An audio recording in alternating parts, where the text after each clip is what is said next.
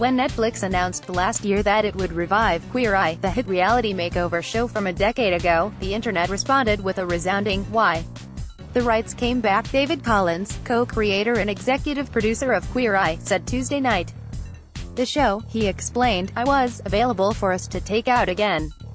Collins appeared at a panel discussion hosted by HRTS, where he was joined by other unscripted producers and executives, as well as moderator Scott Hervey, to discuss the phenomena of rebooting successful reality franchises. "The show has always been evergreen," Collins said. "The format was beloved. It had international appeal. The run that we had originally on Bravo had been wonderful, but the time came when it ended, and there was just enough time to kind of settle it.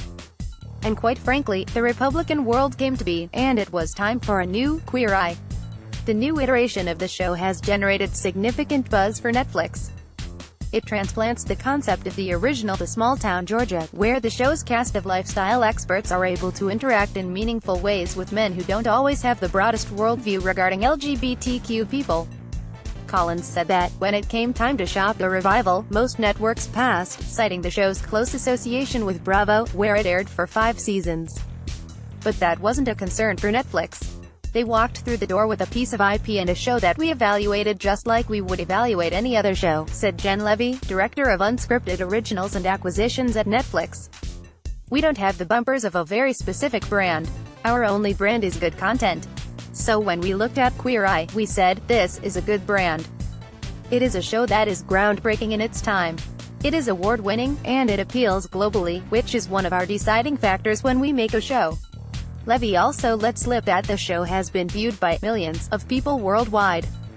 Netflix rarely gives indication of how many users view its shows, although content chief Ted Sarandos has in the past claimed that some Netflix originals are more watched than any other show on television, without offering numbers to back up such claims. Jersey Shore creator Sally Ann Salsano said that she was not worried that the show's recent relaunch with its original cast, Jersey Shore Family Vacation, would not capture the chemistry of the original. "We are all a lot older, but we are not necessarily wiser," she said. "They're still the same people. We're all still the same. We all have bigger jobs and more responsibilities. But the heart of it, during your downtime, you still like doing the same things. It's like when you go to your high school reunion, or you go back for the weekend to see your high school friends, or you go back to see your cousins, you kind of fall in line." Executive producer Craig Piligian, however, had a different experience with American Chopper. Piligian was not involved initially with the show's revival, but was brought in, he said, because Discovery was unhappy about how a new season with a new producer was shaping up.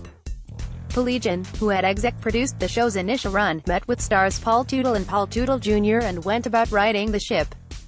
"There was a lot of bad language between me and the two boys," Piligian said. "But we were up there for about a day and a half, and eventually we agreed it would be best if I took over the show, and the other company stepped aside. But it was rough. It wasn't very much fun, and a lot of bad blood was spilled at the beginning of it all. And now everything's great. Reboots aren't that f***ing fun, let me tell you." Lauren Lexton was not involved in the original Trading Spaces, but came aboard as executive producer for the revival. "Trading Spaces was always the show I wish I produced," Lexton said. Doing so became a reality when she learned that Endemol Shine, parent company to Lexton's Authentic Entertainment, owned the rights to the UK format on which the show was based. "It all kind of came about serendipitously." WeTV president Mark Juris said that he zeroed in on reviving Bridezillas soon after joining the cabler. "The one asset that we had that was probably the most well-known and pop-culturally relevant was a show that was not on our air for reasons that no one could actually explain to me," he said. "We are a smaller network, so I thought, let's go back to our roots with something that everyone knows."